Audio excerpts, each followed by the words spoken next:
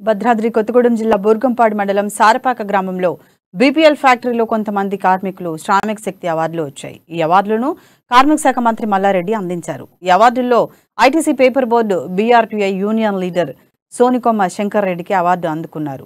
సారపాక పట్టణంలో తాళ్లకొమ్మూరు గ్రామంలోని రైతు వేదికలో ప్రభుత్వ విప్ ఎమ్మెల్యే రేగా కాంతారావు కార్మికులకు శ్రమశక్తి కార్డులు అందజేశారు.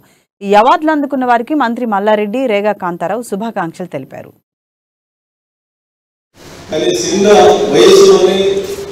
అవార్డు రావడం అంటే ఇళ్ళకనే పండుగ కాదు. ఈ అవార్డు ఇచ్చి ఇంకా ఆయన మీద పెద్ద బాధ్యతలు పెట్టాం. ఇంకా మీరు మన యూనియన్ అభివృద్ధితో పాటుగా సేవా కార్యక్రమాలు, కార్మికుల యొక్క సంక్షేమం, అనేక విపత్తులు ఏదైనా వచ్చినా కానీ, ప్రకృతి ఏదైనా ఇబ్బందులు వచ్చినా కానీ, అటువంటి దాంట్లో కూడా మన ప్రాంతం అంతా కూడా గోదావరి నది తీరం కాబట్టి అటువంటి సమయంలో కూడా వారు ఇంకా పెద్ద గొప్పగా సేవలు అందించాలి. ఆ అవార్డు తీసుకుని ఇంకా పెద్ద బాధ్యత మనం వారికి పెట్టినామంటే మామూలు విషయం కాదు. కాబట్టి ఖచ్చితంగా ఆ అవార్డుకే వన్నె తెచ్చే విధంగా వారు ఇంకా కృషి చేయాలి.